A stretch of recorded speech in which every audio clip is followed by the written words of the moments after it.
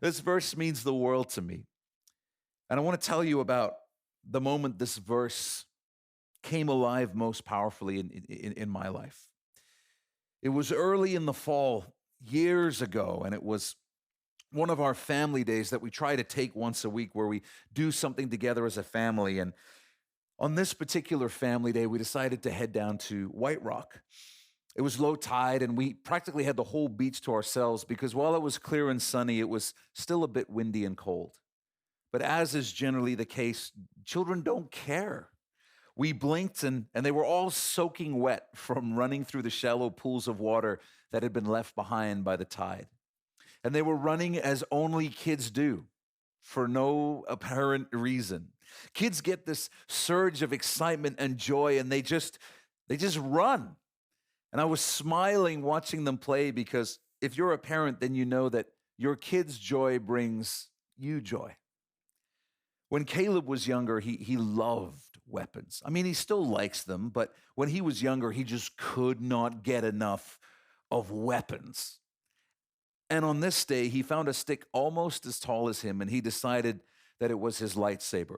And I remember watching him play. He was completely in his own world. He was fighting bad guys, running, spinning around, splashing in water, laughing and smiling, and just having the time of his life. And as I found myself alone for a minute, I was struck by this deep grief, a wave of profound sadness, because as I watched Caleb playing, as I watched his unabashed joy, I realized that I didn't know how to be that kind of happy anymore.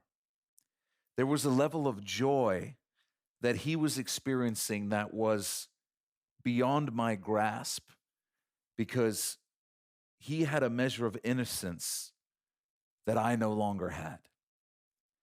You see, living in this fallen world has weathered me like a coastal rock exposed to the endless pounding of the ocean's waves. Life, just the process of living in the world, wears you down and it steals from you. Children are still fallen beings, obviously, but they're closer to Eden because most of the time they haven't been exposed to very many storms yet. I think that's why there's something so magical about the laughter of children. It's a sound that comes from a place that we don't know how to find anymore because life on a fallen earth has robbed us of the natural optimism that we once enjoyed. In eternity, Jesus will declare, "Behold, I make all things new." And his statement will include us. We'll get back what was lost in Eden. We'll get back what was lost before we were even born. We will be new. We've all been shaped by our life experiences in a much deeper way than we realize. What would you be like? Who would you be if they had never made that comment? If that abuse had never taken place? If they hadn't broken your heart? If you hadn't fallen into that addiction? If you hadn't done that thing that you wish every day you could take back? Now take it a whole lot further. Who would you be if you'd never felt embarrassment ever or shame ever? If you'd never been criticized, if you'd never experienced disappointment, who would you be? How would you live? How would you laugh? How would you sing? What would you share out loud? How would you love? We will be young again.